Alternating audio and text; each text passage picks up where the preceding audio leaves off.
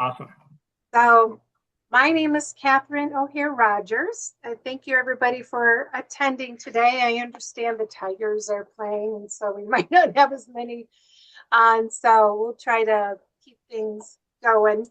Um, so, I wanted to start off by introducing the Operator of the Month today. Saginaw Odyssey is Operator of the Month.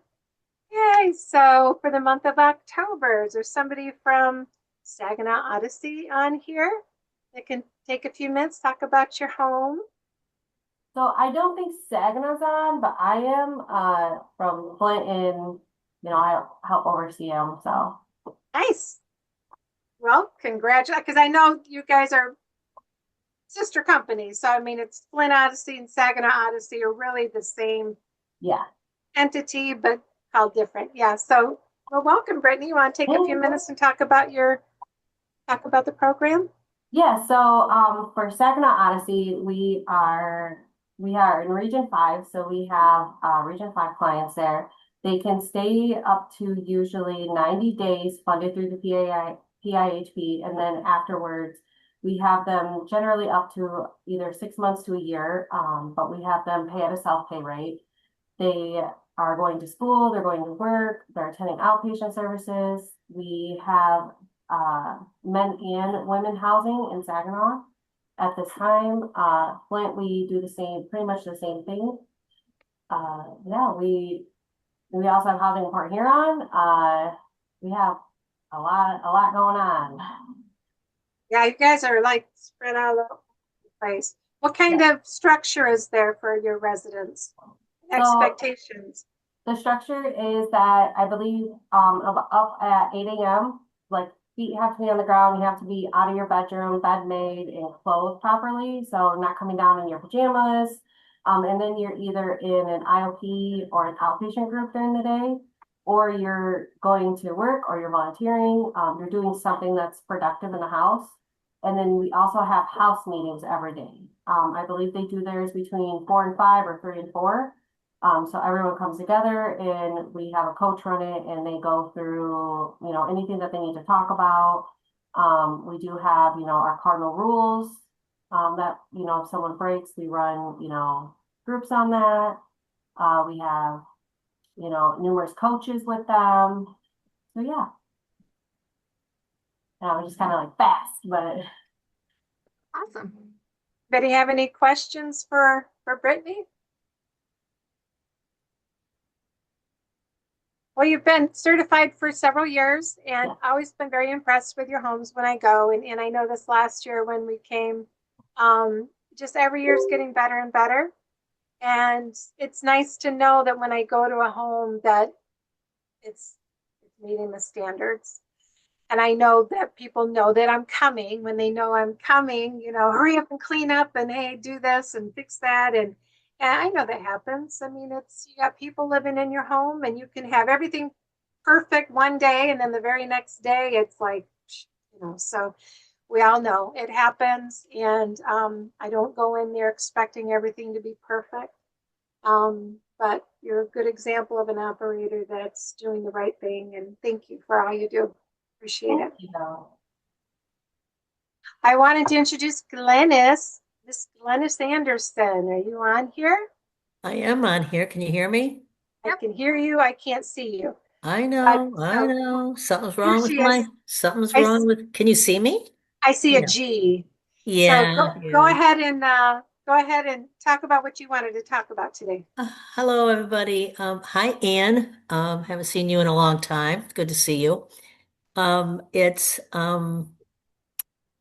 we're taking a look at MARR and what we do with our providers, and as many of you know, we've been doing the lessons learned um, the hour after this meeting, right after this meeting for an hour, and the participation is not what I had hoped it would be because I think it's a really good opportunity for those of us who run recovery housing to hear what others have to say about the lessons that they've learned and how they've avoided some conflicts and how they have solved conflicts and how they interact with the residents in the house and the community.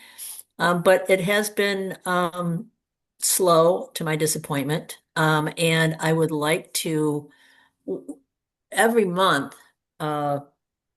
Kayla puts out an email to everybody, and absolutely nobody responds to what you would like to hear in lessons learned, and what you need to hear in lessons learned, and what you would like to contribute to lesson learned. So we're taking a look at what we're doing with that, and we're going to take some time, but I'd like a moment for you all to share with me what it is that you would like to learn. I run recovery housing for over 30 years, and I know I've learned a lot by lessons learned. And I just know how important it is. I'm wondering if there's anything that is preventing you from attending the lessons learned. Whether it's the time of day or like whatever the case may be. I'll be attending today. This is Angie. Hi, Angie. Hi. Okay, nobody, okay, I'll hit my team up, okay? Amanda, are you on here? Yes, yes, I am. Can you hear me? Uh-huh. Okay. Yeah.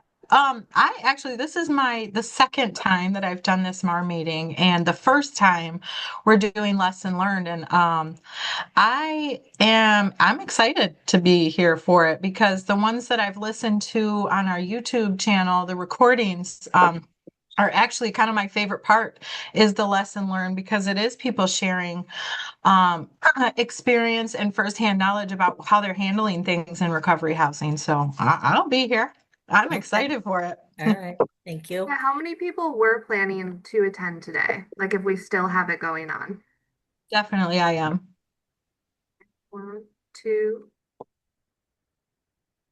I am. three, four. Mhm. I am. Samantha, your face. Hmm. Five? Is that five? Six? Yeah, the hand raise is a good option. Okay. Mhm. Well, it looks like we were gonna have some good participation today. We were discussing possibly not having it just in case like we were gonna only have one or two participants again. Um, I don't know, I'll leave that up to Glynis and Catherine about whether or not with the extra participation for today, they wanted to still have it. Well, I still would like to hear what is preventing some people from attending, if we could. Yeah. For Well, me, hi, my name is Crystal. I'm with a Mother's Touch. And for Hi, me, Crystal. hi, what prevents me from attending is work. So I'm currently at work and I have a person scheduled at 4 o'clock.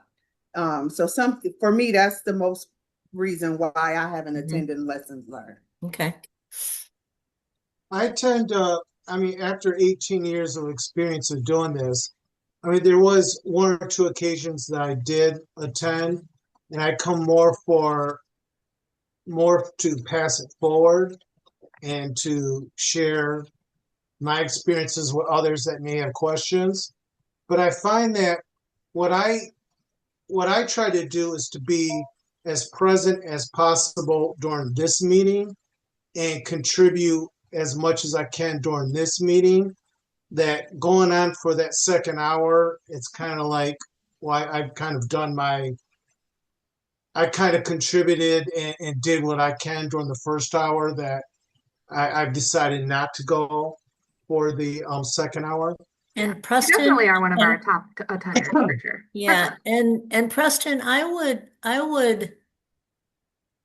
would encourage you with 18 years of doing this, like you said, there's people who need you, who don't have the experience you have. And then there are things that you probably haven't happened to you. I was in my 25th year when somebody hung themselves outside my facility.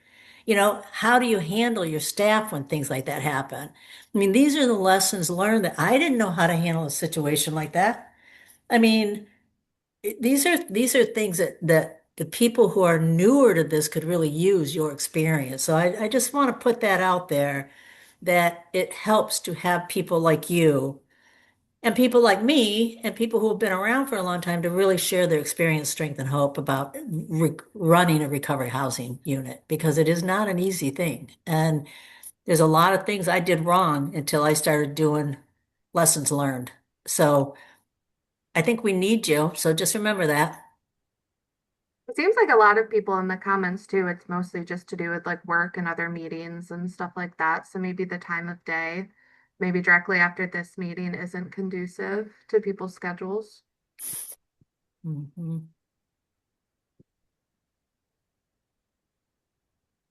How many responses, Kayla? I haven't. Looks like quite a few. You can click Okay. on the chat right below. You should have Yeah. notifications. Yeah, I would prefer a different time and for two Yeah. hours. Yeah. It's because I work all day and then I have to come down here for 2 hours. And like what Preston said, we put everything we can into this meeting.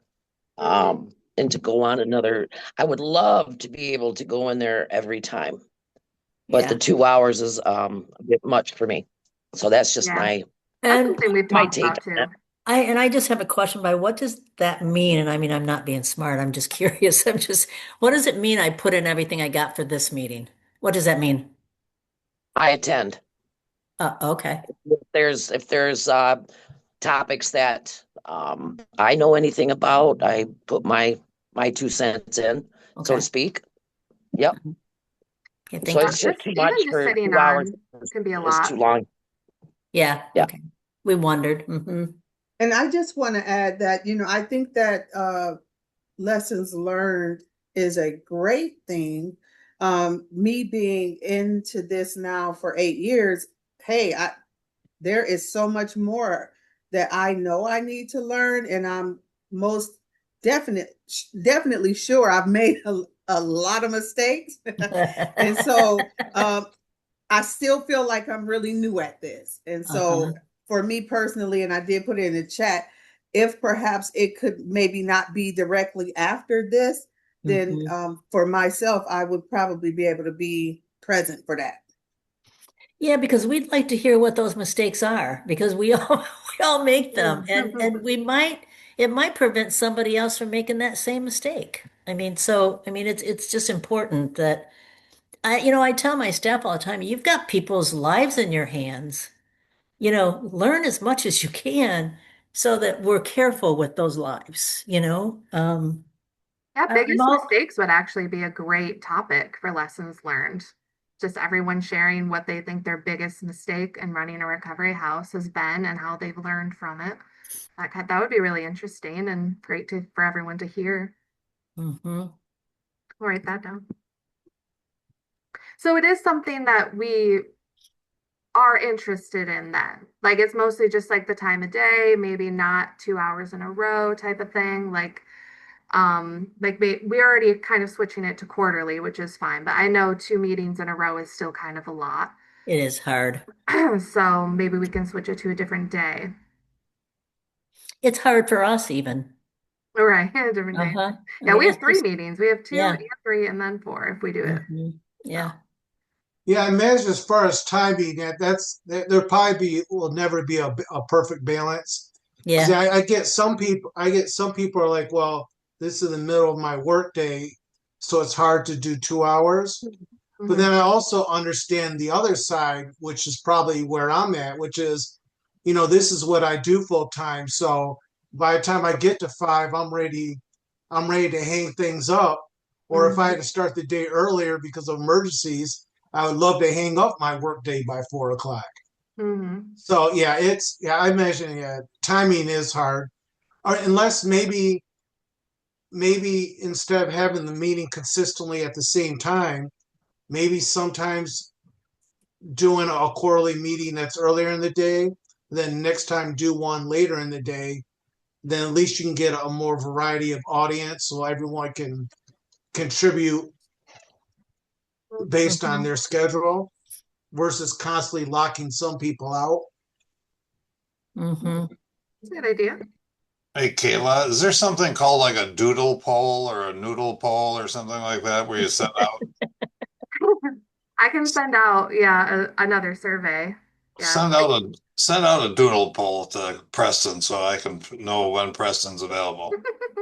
For you, Jeff, I'm always available. Perfect answer, Preston. Perfect answer. As far as time of day goes, I know day of the month is always going to be up in the air, but as far as time of day goes, how about everybody just put in the chat generally what time of day they would be most available during the week?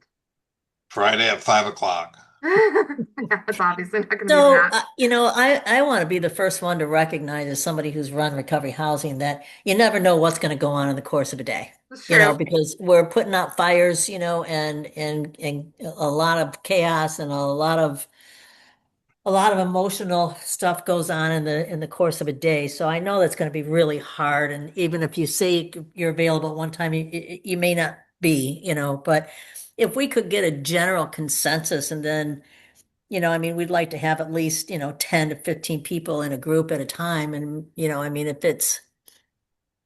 um, if we can at least, get that, then that would be good. I just think it's important that, even like Crystal, when she said she's, only been here 8 years. Well, that 8 years is some experience that some people don't have yet, and I think that, we could all help each other, and it does nothing but enhance the services that we provide for the people that we serve. And I think that's the most important thing, and that's the goal.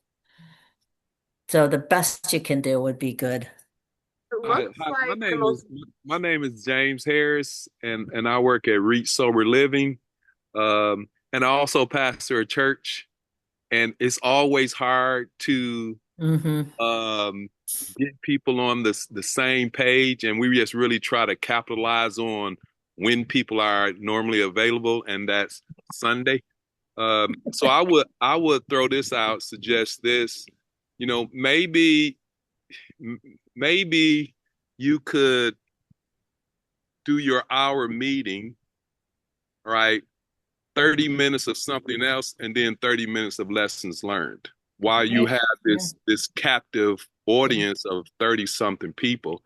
I know at times we try to put a lot in, when we have meetings, been there, done that. But maybe, some people are saying that, a meeting after this meeting is too long. So maybe you guys might want to consider, the first half hour we're doing this, and then the second half hour, someone is sharing or two people are sharing about the lessons that they've learned. We actually discussed that earlier, Mhm. and I thought it was a good idea. We're going to start having guest speakers, though, that I think will probably take up the first half. But we'll keep that in mind, because Hey, or do it on a Sunday. What do you think? Will Reach Sober Living help run the group on a Sunday? No? Okay, just checking. No one liked that idea. But if there's consistently low attendance, maybe the demand isn't as high as we wish. I mean, I do like the concept because I know 18 years ago I would have loved to have an open meeting consistently where I could absorb a lot.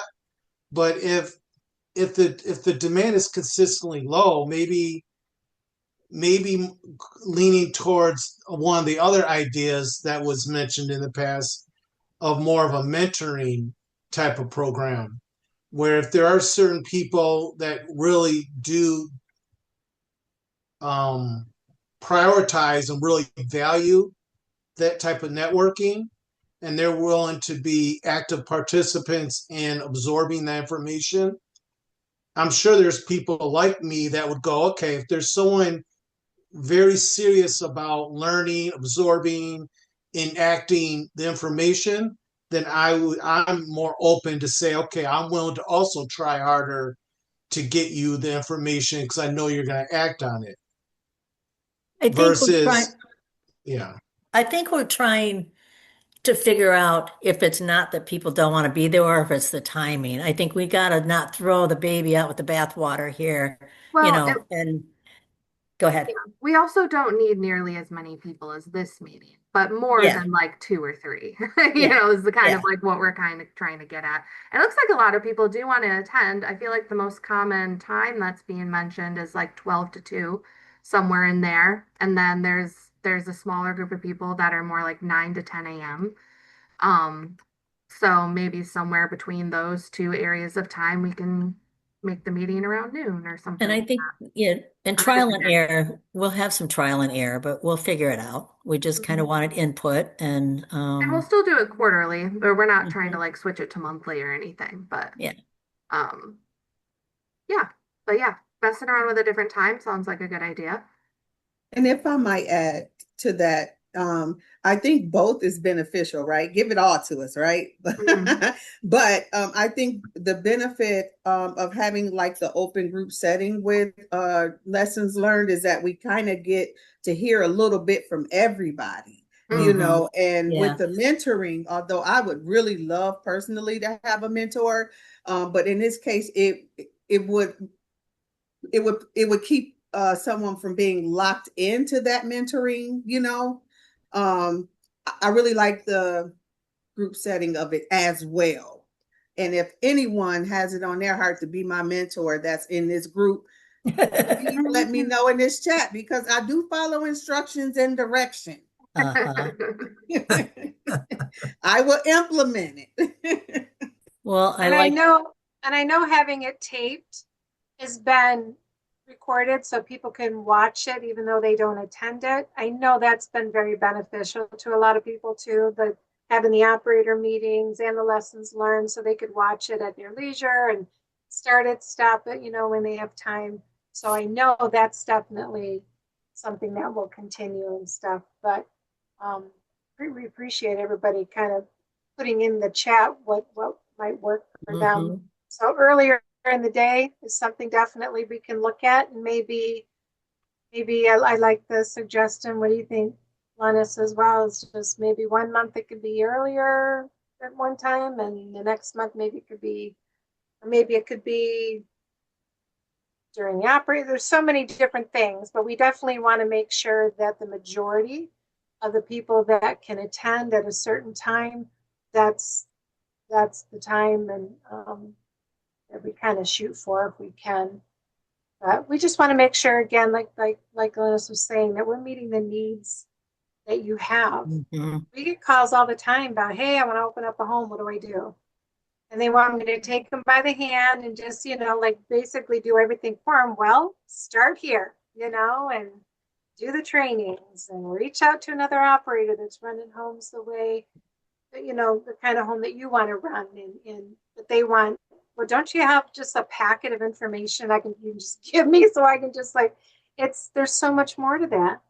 And a Yeah. lot of people, especially the new ones, think that that's all they need is they need that paperwork and they're good to go. And it's just like, no. Well, I mean, even people who've been doing it for a while think they have experienced everything. You know what I mean? And there's just so much more, that can happen in the course of the years. And I've always been one that loved to be mentored. So, and I value that knowledge from people like Crystal, and I would like all of us to be that way. I just know that we're not all that way, and that's okay. But let's get what we can for the people we serve, because that's the important thing is, are we doing all the best practices in recovery housing that can be done? Are we offering many pathways instead of just one pathway to recovery or two pathways to recovery? Are we doing, and what's the result of those? And what is the result of people who don't make it in one of those primary traditional pathways that need other pathways? What has been our mistakes with that? What's been our mistakes with, not using best practices? And I mean, there's just so much stuff that we could learn from one another. So, but I think what we can do now is just take back this information and kind of make some decisions on what we can do. And it's trial and error. We'll try something. If that one doesn't work, we'll try something else. Mhm. Did we want to still plan on having it today then, since we do have a good amount of people that we're planning to attend? And then for the next quarterly lessons learned, we'll come up with a new day and time. Yes. You wanted to, Yeah, I think it would help to hear some of the things that they have to say too about some of the things they'd like to learn and Mhm. hear about. And send out a poodle poll. Poodle, see what other dates might be. Then my I other think there's thought a was monkey that'll be survey, quarterly. survey monkey. Well, that'll be a quarterly meeting on a day and time to be announced when I hear back from everybody here. The other thing I was thinking about doing is like throwing out one issue for each of the meetings in the future. So one might be how do you deal with um, the intake package? Another one might be how do you deal with somebody that's had a return to use? And then you might have one about what if you got somebody hanging around the front yard like Glennis had? Mhm. Yeah, Oh, That was a terrible joke, that was Kat. horrible. I know. Horrible. guys, I they're should, now deleted. I mean, honestly, people, there are things that I never expected. I had a woman whose family was shot dead on Christmas Eve. oh Her God. her three kids, her two kids, her husband and her mother-in-law, and she was a resident at our recovery housing unit. And and many of you probably know there was about the jewelry store owner in Livonia. And I never thought I would ever experiencing anything like that. We do not know what is going to come our way with recovery housing. And and I know that some of the most tragic things can happen within our own premises. And I think that how we handled that woman, because her family were also in such horrible emotional state, could not have her there. My staff, each one of them took her home to spend the night with us. And I know that that goes against everything from the social worker's viewpoint, but or our profession, but if I think I can, in a court of law, explain why I made a decision that I made, then in those situations, I have to do that. But do you know what you would do in a situation like that? We don't. Well, how do we handle these situations? This is the important stuff for us to learn. We're not just running these houses and I would say to people, looks dangerous. Well, it's never happened before. No, it never has until it does. So these are the things that I'd like everybody to have the experience of hearing, some of these things and I know all of us have something to offer. So I really hope to encourage that you all bring your knowledge, bring your experience, and come hear some experience all at the same time. Glad you brought that up too, Glennis, because as operators and owner of homes as well, I know we have people that manage the homes that are on here, and some are owner operators, and some have different levels. But we need to remember that what the people that have the day-to-day contact and that are running our homes, Yeah. what they're going through. There's some traumatic Yep. stuff that goes on sometimes, and a lot of emotional stuff, and that adds up. So what are you doing to help? If you have people that manage your home, what are you doing to make sure that you're staying on top of things? Hey, how are you doing? Are they taking care of themselves? Because you get somebody that they got all this drama going on all the time. What are they doing to help themselves mentally? What are you doing if you're the operator that's running a home or managing a home, and you have to deal with the stuff every day? What is your outlet? What are you doing to take care of yourself? Because there is a lot of stuff, and it doesn't make you a super person because everything just washes off like a duck, like water off a duck. It's things affect you. We're just human. Mhm. So, to be able to deal with stuff on a day-to-day basis, you still have to have an outlet. And the people that work for you, they have to have an outlet in some way to talk about things so that they can move forward and maybe have a fresh way of looking at things the next day, fresh ideas and ways to work with the residents the next day. Otherwise, it can be pretty hostile. It can make a whole living environment for the people that live there and the people that run the home really difficult. So that's something to think about.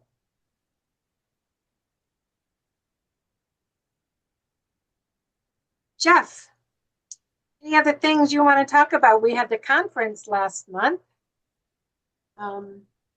You're muted. And Yeah, it was a any wonderful news on? conference for those of you who attended.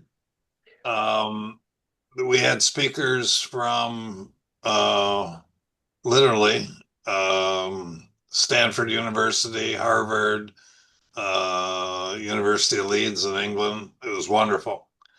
And we all come back with a wonderful amount of ideas and things to do with that. And next year's conference is going to be held in Fort Lauderdale in the fall. So looking forward to going to that one as well. Hopefully we won't get knocked around by hurricanes down there. One of the things I was going to mention that I heard earlier to Nate Lambert regarding foodstuffs and how you want to make sure things are not going to turn bad in the refrigerator. I actually, when I was in a recovery treatment center, they brought somebody from Michigan State University Extension office. It's free. All you got to do is call them. And they had like a 2-hour class on, here's the food pyramid with pizza on the top and candy on the bottom kind of a deal, and how long you can keep food out from the refrigerator without it going bad. So those are the kind of things that are, I think, helpful. That was my one addition to lessons learned. So I'm done for the year now, guys. But that's something that could be posted. That's educational stuff. A lot of people don't know, so you could post something right on your fridge. Hey, lunch meat, recommended ditch it after 5 days or put it in the freezer with a date, and how to thaw chicken, you thaw it in the fridge, or whatever. Just having stuff even posted. So somebody like an easy checklist thing. Yeah. So it was a good question to start everything off with. Thank you. Anything else, Jeff? Any updates on funding? Anything with the state that you're aware of that we can share? No, other than we've had our funding cut significantly last April. We're still waiting around trying to make up for that loss of funding. We'll let you know if anything happens with RecCap. Right now, nothing is on the horizon. If you have any inside knowledge of any politicians or people with money in the state of Lansing, please have them call me. So that's about it. We were forced to close our Ann Arbor office because of a lack of funding. So there'll be probably more Zoom meetings with Glennis and Ann Arbor as opposed to in-person meetings with Glennis and Ann Arbor. But we're going to continue to keep going. And I think in the next 2-3 years, we're going to become much more significant in the state of Michigan in recovery because it works. It's like you folks are doing a fantastic job. Every time I have an opportunity to tell anybody about the status and the nature of what's happening here in Michigan, I just go to the Fletcher report and I say, these guys are in it zero for money. They're in it all because they want to help somebody. They're doing really good work. And they're underfunded and overworked. But I think if we keep with this message and we pound it into everybody that we possibly can, into their minds, things are looking better, and I think things will be continuing to get better over the next couple of years.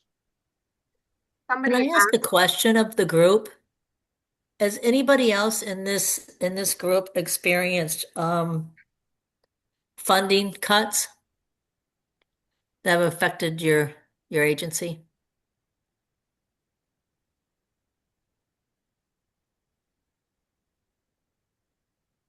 What? Okay. Now I know there's a lot of operators that have been affected. And I saw you raised your hand. Yeah, a couple people raised their hand. Someone asked in the chat, do we know anything about the PIHP privatization? Uh, there hasn't been, they're still just working through the process, but the process continues with the RFPs, and the time has not come to the decision time with the RFP, so those have not been one or two or three have not been yet selected. So we're still waiting on that. There is a lawsuit from some of the Yeah, funding sources, and they go to court tomorrow yeah. on that. Do.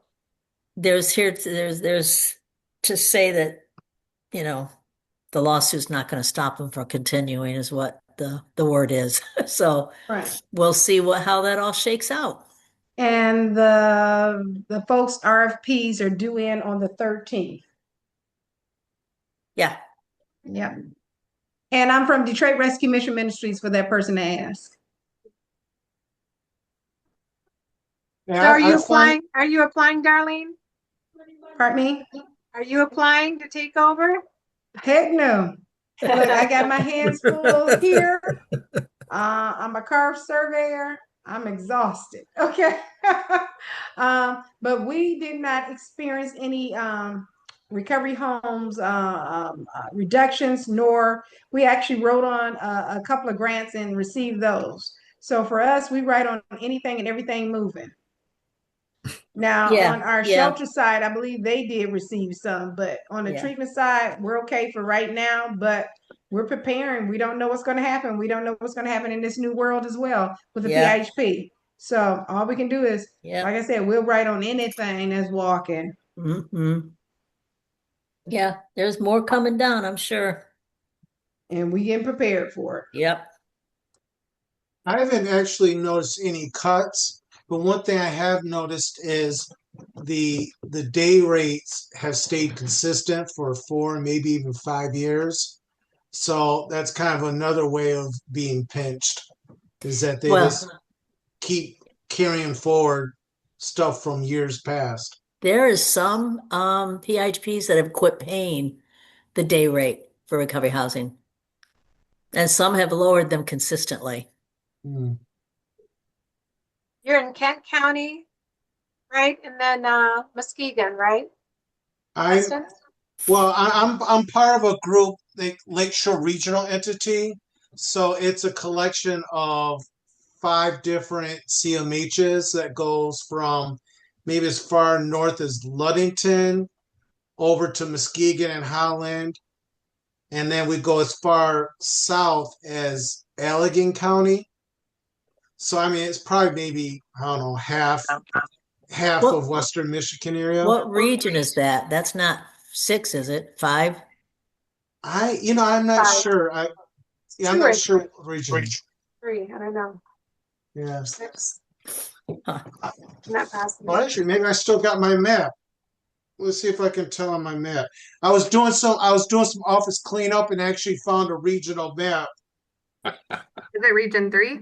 And let's see what this is. I Yeah. have 3 next to you. Yeah, I think it's 3. Yeah. Yeah, the shading of gray looks like that would be 3. Yep.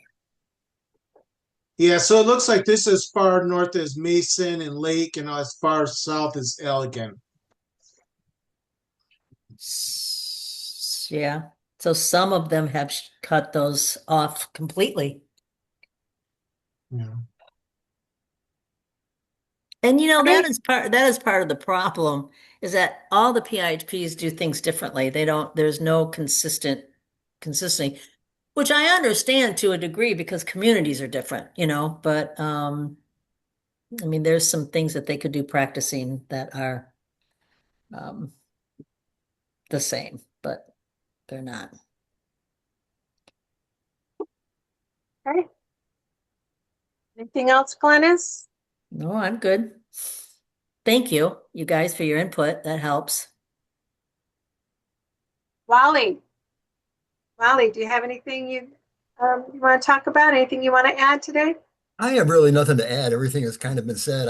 I can just make a comment that I mean I mean people talk about like the meeting after this meeting and what they're going to get out of it. And I've been doing this for many, many, many years, and it's amazing to me how much I still learn. When I listen to people and I keep my ears open and ask questions and do all that. And I don't know. It's just I don't think we ever stop learning, or there's so much stuff out there that we hear that's maybe not new to us, but maybe it's said in a little different way with a different spin on it or something, or the problem is kind of a little bit different, and so the education's out there, and I think we just all need to listen and participate. And I know I haven't reached a point where I think I know everything. But anyway, that's it. Just like we tell the guys in the recovery home, you're going to get out of it what you put into it. Pretty much. So same thing with the meeting or lessons learned. You're going to get out of it what you put into it. If you're not going to put any effort and then you're really not going to get anything out of it. But if we're more engaged and we all try a little bit harder, I mean, it can be something great for everybody. I would like to say And thank you, Wally, I thought Kayla. you knew everything already. So Yeah, I might just add real quick that I did speak to Region 3, because some of those few of the people that worked there used to work for me when I was with the coordinating agency years ago. But they truthfully they know nothing. I mean, they said, we really don't know what's going on. We could just guess right along with the rest of you. So it's kind of a sad situation, I think, but it's what we have. I'd just like to say thank you, Kayla, for all your help that you did helping me to put in all my information again. You're so welcome. Symmetry was giving me heck. So thank you so very much. Sir to me. Sir to me, it was giving me heck. Thanks. No problem. That's what I'm here for. I'll be reaching out to you tomorrow, Darlene, to give you a couple dates so I can come check out your program. Cool. Sounds like a plan. Sounds like a plan. Thank you, ma'am. Kaylee, got anything you want to talk about? One thing I did want to touch on, kind of again, is the insurance documents that everyone submits. Especially since we did have a name change. I know a lot of people kind of haven't registered that our name has changed. It is now Michigan Association of Recovery Resources, not residences. So we do need those updated on your insurance documents. And a way long time before that, it updated from Suite B to Suite 20. And I still get a lot of submissions that come in as Suite B. So those two things definitely need to be changed on your insurance form. So we have the most correct information. If you want to just make it MARR, some people don't even have our whole name written out. If it's just MARR, obviously it's the same acronym. So you could just do that. But any insurance documents, because we do have to be listed as additional insured / certificate holder on your insurance. Any insurance documents, if you're written as Suite B, you have to be written as Suite 20. That has to be changed. And if it does say residences, we have to update that to resources. So I've been letting people know as they turn in their insurance documents, but I thought as a blanket, I would let people know that that is what we require. And those things do have to be updated with your renewals. So, any questions?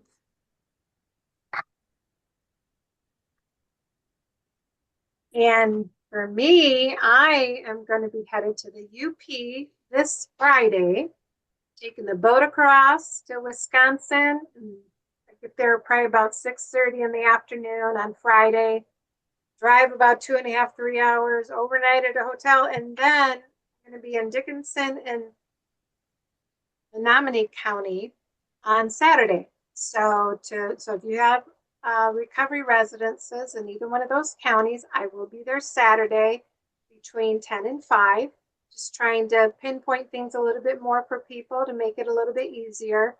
And then Monday, I'm going to be in Baraga between 10 and 5. And Tuesday and Wednesday, I'm going to be in Marquette. There's a lot more homes there. So be between 10 and 5. Please plan to, know that I'm going to be there. Make sure the people that live in your home know that I'm going to be there. I'll be there with a badge. If I can't get into the home, I'm going to call. I'm going to reach out and just say, hey, can somebody come and let me in? Do you have a code? I need to be able to go in. I need to have access to the home. So Thursday I'll be in Delta County, and then Friday the plan is to be in Chippewa County, and then I'll be hitting the bridge after that. So does anybody have any questions about anything? Anything? You know what I'm looking for, and I expect the best. I'm sure the homes are going to look great, like they always do. If there's anything that's alarming, of course I'll call you right away, and I'll let you all know how the reviews go. And I'm looking forward to it. Looking forward to seeing everybody. Any questions for me? No. Hey. Awesome. Kelly. Hello. Hope Oh. everyone is doing well. So as far as our cap goes, we're continuing our onboarding with the new Behave system. I first need to make a blanket apology for myself being unavailable. Pretty much over the last week, we had a pretty significant health emergency in the family, and I pretty much dropped everything to address that. So this week, we're getting back into the swing of things. I'll be reaching out to anyone that has an outlying email. I think there's one or two people I haven't got to yet today. Again, if you have any questions or concerns about the REC cap, there's, reach out. Feel free to reach out on Behave System. We've had some good feedback from our operators as far as enjoying the system, the notifications, the additional functionality.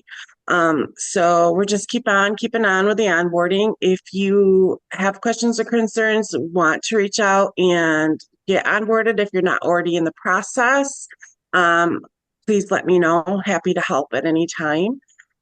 Other than that, you know how to get a hold of me. Definitely, if you need anything, let me know. And we're just gonna keep rolling. Actually, I was speaking to Behave regarding community of practice because I do want them to be able to be involved as well. So probably by the end of the week, they're gonna provide me with dates that they're available, and then I'm gonna send out to the operators what works best for you guys. And it was actually helpful to see what was going on for the lessons learned piece, to see the time of day, because it looks like definitely earlier. So I'll be reaching out with that once I get my dates from Behave. So look forward to that communication. And then aside from that, let me know if you have any questions or concerns. I'm happy to help. So there isn't a community of practice meeting coming up or anything, right? Correct. Not Yeah. as of Yep. right Yep. now. Okay. Correct. Yep. Make sure to not list that on my post-meeting Yes. follow-up email. Thank you. Any questions Angela, for Kelly? I see that you wrote, do I know when there'll be for Region 10 or pop-ups for pop-ins? But the reason I do this with the UP, there will be pop-ins periodically at different places at different times. But the UP, because it's so far away, I could drive one of the first ones I'm going to go to. If I was going to drive there, it would take me 8 hours to go and see one home, just one way. Okay, so what I did, I started this last year, is just for everybody in the UP. I'm just going to go there and just bang everybody out in a week, so I can see all the homes. But otherwise, you have the homes that are not in the UP. You'll have an annual site review that will be scheduled with you, and then there'll be a pop-in throughout that year. You won't know when we're coming because we want to know that the homes are still running the way they should, even though you know that I'm not coming. So, but for the first review for the year, every year somebody will have one scheduled, and I'll give you 2 dates and times that work for you, and so you can plan. I'm going to be going on vacation the second week of October, so I just wanted to make sure you had a contact Sean or my program director. Yep, no problem. Have a good vacation. Thanks. Good vacation. So does anybody have anything they want to talk about? We have a few minutes left. Anything going on with your program? Anything going on in the month of October that you're celebrating with your homes? Anything you do special for fall with your homes? Please speak up. Also, if you've come up with any ideas for topics on lessons learned, feel free to shout them out. I have one, if that's okay. Yeah. So we were struggling. I haven't been doing this for very long. I came on in February, so I'm very, very new to all of this. And if you do have a mentoring program, I would love to get in touch with people who have been doing this, who I know don't have all the answers, but definitely know more than I do. Within our intake portion, it seems like I'm giving them so much information at one time. We've created a folder. I've put together a week, 1 week checklist, and then 1 week later we go back through to make sure that they're understanding all of the things. What other ways or other systems does some of the other recovery homes do for their new residents coming in, just to make them feel more of a better understanding of, because when you come in, I know, because I came from recovery housing myself, it was overwhelming and it's a lot to take in. So what ways do other operators use to make their residents feel more at ease? Gotcha. Yeah, that's a great one. Can I just jump in here, Angela? We just dealt with this at another facility. And it is a lot of information. They don't remember they don't remember a lot of it. And a lot of it is your rules and regulations and this one has phase programs, and they didn't get the phases. So we split it up into 2 days. So we did one half a day, and we did what was really important, what we had to have the first day, and anything that could wait. Like we also do a survey on the 8 dimensions of wellness. We saved that to the second day. There were, different forms that we did on the first day and then the second day. And it helped them get acclimated to the office as well as to the recovery housing, and got to meet more people in that process. So that's one way that we did it, and it was just easier that way, and it gave them a minute to breathe. And to slowly take some of that stuff in, if that would help. I mean, it helped us a lot. I And think it's one other bit of tidbit of info I can give you is to practice visual management, which is anything that should be known or anything that should be measured should be done in a way that can be visualized by people on their own timeline. And you can do that through cork boards, chalkboards, or anything that you can post on a wall. And that way it's easily updated, it's easily available, and it can also easily be tracked. yeah. Mhm. One thing I'd like to say as a previous operator, what not to do is don't ever just hand somebody a packet. Here you go. I'll reach out to you in a few days to see if you've looked through everything and signed everything. And everybody's different. You're going to get somebody in the door that needs very hands-on, just read that paperwork. Can you read? Do you need assistance? Some people can't even read, and so it might really benefit them for you to sit there and read things off and elaborate on things, so depending on who the individual is, some people need a little bit more assistance, and need a little bit more time with that. So, and like Lena said, there's definitely things that you need to review the first day, make sure that they understand certain things. Maybe there's some other things that could wait a day or two, and then they could be reviewed differently. But so don't ever just hand them a packet, though. Yeah, Because they're not going to read it. They're not going to read it. No, they don't. Yeah. We go over things verbally. We do the behavioral health intake. And I feel like my voice just becomes like monotone and they kind of just zone out. So I've actually printed out the rules. They're on the wall. We have our dry erase boards with like the main things. Mhm. And I hand them that packet. And then we also have the folders in the house. And just in case they were like, hey, what is this? And that way they can review through it. And then we've started this 5 points of contact for each person who comes in. So as soon as they come in, they're met with, Dave O, who does the intake, like he's our meet and greet guy, get all their bedding, or not bedding, get all of their clothes in the bed bug bag. And that takes about an hour. So during that point, now they're sitting, and then the intake coordinator comes through. We sit down, we do the initial behavioral health intake, and then they meet their recovery coach, and then they meet their house guide, and then me. So I feel like I'm super overwhelming them. So breaking it up in the 2 days is probably a really good idea. Mhm. Yeah. Yeah. An interesting thing to note too is in the US, about 28% of adults have very low literacy skills, and 54% of adults read below the equivalent of a sixth grade level. So that is just something really important to note too, that there's a lot of people out there that they may be able to read through something but not fully understand it, and that'll need to be addressed or maybe read through with them. And they won't want to admit that. Yeah. So you just kind of like feel that out. So awesome. So Thank you, Sisters Angela, for of bringing that up. Sobriety, oh, I'm sorry. Go We've ahead. been doing for the last 9 years, we talk about mentorship. What we do here is Big Sister. When they come in, of course, they meet with me. We do the bed bug search, introduce them to the house, to the people in the house when they're home not working. And they're given a Big Sister, a senior resident. And that senior resident sits with them and reads the guidelines.